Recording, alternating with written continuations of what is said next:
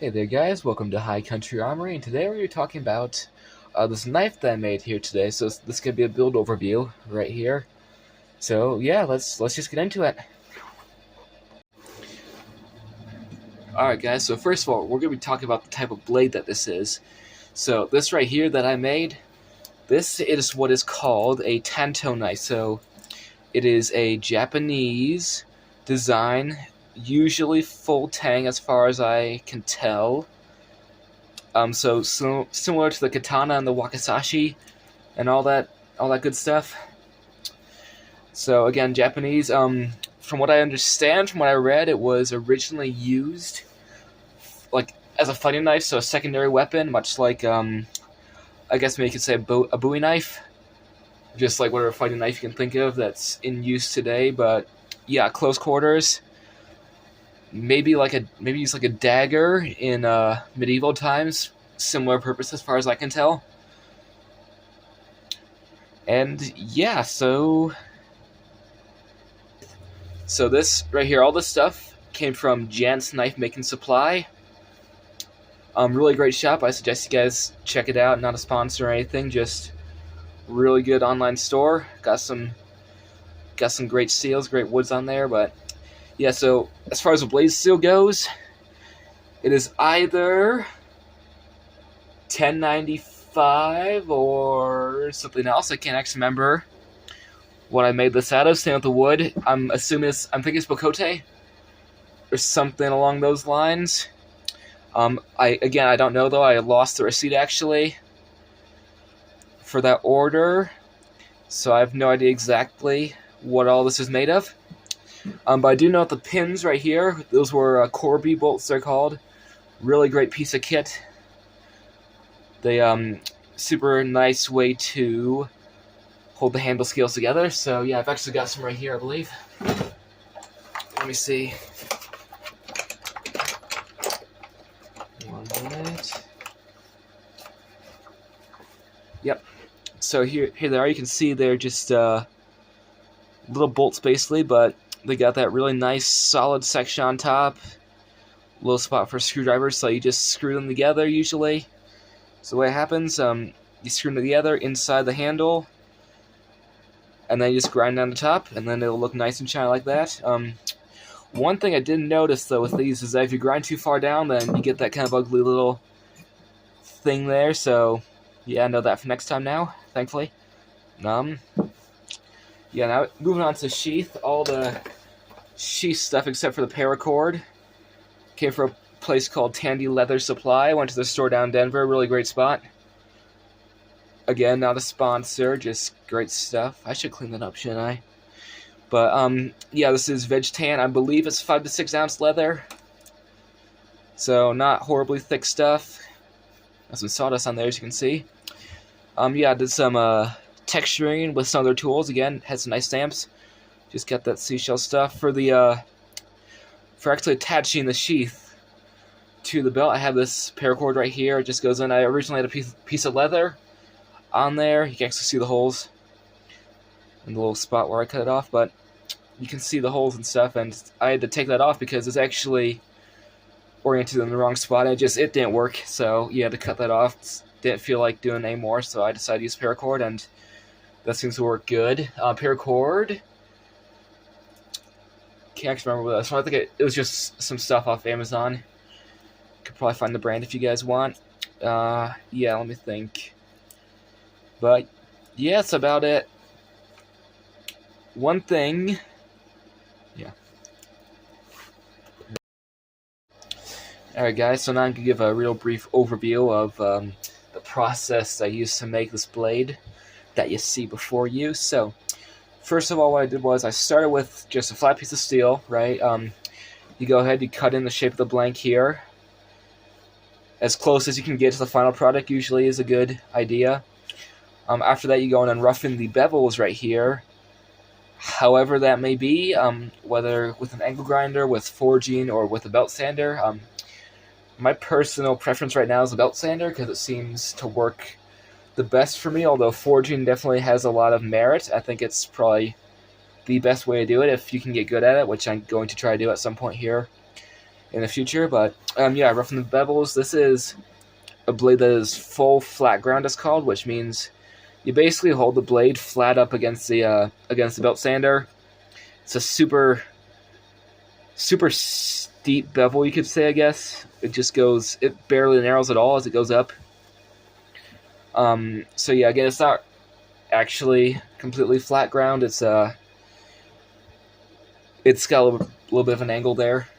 They just call it that for some reason. I don't actually know. I guess it makes sense when you think about it, but yeah, after you do that, you get down to a nice. After I got down to a nice, down to a good place, let's say, went ahead and did the secondary bevel here, which is this part you can see. That's what that's called, and it basically you put that in there because a full flat grind isn't the best blade geometry. I've heard it's not really that strong. It does cut pretty well, I'm pretty sure I've heard. So, anyways, after I finished grinding the bevels, I gave it a quick polish with a 220 grit piece of sandpaper. From there, I threw in the fire for the heat treat, heat up to orange, up to the color orange, so steel with the color orange. That's an indicator of the temperature, by the way, in case somebody didn't know. After that, you quench in oil, not water, because water does bad things to a knife. It's PSA, I guess you could say, public service announcement. Just so everybody knows, don't do what I did, don't make my mistakes. It doesn't work unless you're using like an actual water quenching steel, but even then it does seem a little bit sketchy, so yeah, always go for oil. Anyways, yeah, I quenched in oil, stuck in the oven at 220 degrees for 2 hours. No, it wasn't 220 degrees. It was 400 degrees for 4 hours. And what that does is it basically removes all the brittleness from the piece of steel while keeping most of the hardness, which means you will hold an edge, but the blade won't actually shatter or do any nasty things like that, which makes it a lot stronger than it would be if you just hardened it.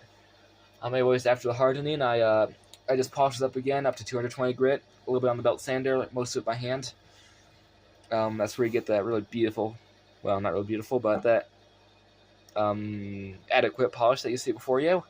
After that, I stuck the handle scales on there. Super quick process. Formed the handle. Finished it with some Danish oil, which I really like. It smells pretty nice, I'd say. At least a good finish, non-toxic too, so pretty good stuff. Yeah, stuck the pins in. It was good. Then it was done. So, yeah, good stuff.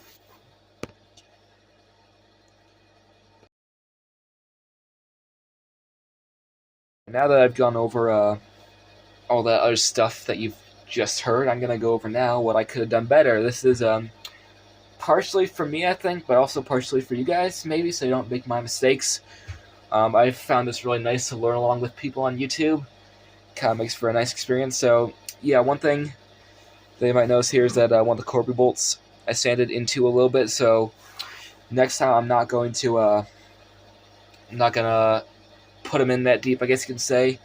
Maybe drill the hole a little bit shallower, call it good, so it doesn't happen again. Because it doesn't look horrible, it's just not great either. But, yeah, let me see. Oh, yeah, next time I won't use super glue. I mean, it worked for sure, but there's... Oh, actually, I didn't leak to my gaps. Never mind, scratch that. Super glue's fine. It works. Not the best, but it does work, apparently, so, yeah. I probably could have ground in the secondary bevel a little bit cleaner. Got to figure out how to polish the knife without actually removing that. Seems kind of difficult for me for some reason. Yeah, for the sheath is kind of where I messed up the most, I felt like. You can see where I put the stitches right up here. And it works. It's not necessarily wrong. You got this little piece down here the blade rests against, which was my thinking when I made it. But issue is when you put the knife in, it actually looks like it's supposed to be this way. It makes it look like this is the profile of the blade, actually. Like, pretty sure it's called a sheep's foot cleaver or something like that. So, just to make a more attractive sheath, next time I'm gonna leave this part maybe together and put the stitches down here, or maybe do stitches all around. I'm not sure. I will say this right here I'm not happy about. It does come undone. I gotta fix that before I sell this, honestly.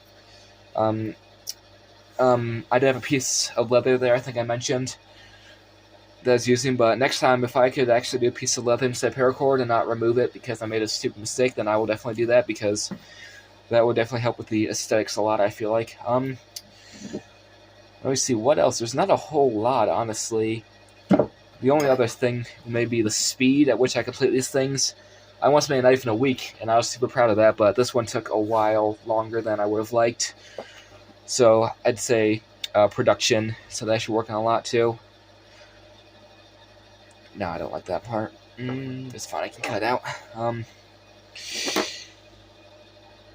So yeah, I'm not sure what else there is. I guess probably could have done a better finish on the blade. I mean, 220 grit seems adequate, but it definitely could have been better. So yeah, let's just do better next time, I guess.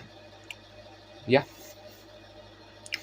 Alright, well, I think that's it for today's video, as far as I can tell.